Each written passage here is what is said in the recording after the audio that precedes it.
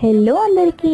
ఇది చూసి పిజ్జా అనుకునేరు కాదండి, దోశ పిండితో దేశీ స్టైల్ ఇండియన్ హెల్దీ పిజ్జా వేసుకుంటున్నాను.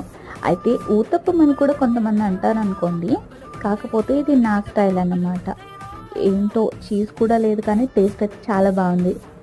ఇందుకు కావాల్సింది మనకి అందుబాటులో ఉండే వెజ్జెస్. నేనైతే క్యారెట్, ఆనియన్, టొమాటో, పచ్చిమిర్చి అయితే వేసుకుంటున్నాను. మెయిన్గా కావాల్సింది దోశ పిండి. దోశ మీలో ఎంతమందికి పర్ఫెక్ట్ రౌండ్గా వస్తుంది చెప్పండి? నాకు బాగానే వస్తాయి, ఒక్కోసారి అయితే వరల్డ్ మ్యాప్లో లొకేషన్స్ వస్తాయి అనుకోండి, అది వేరే మాట.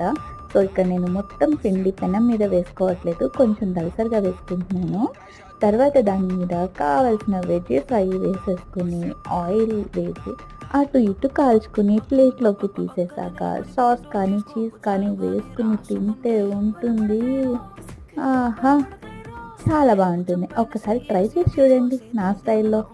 ఇంతకీ మీరు దోశ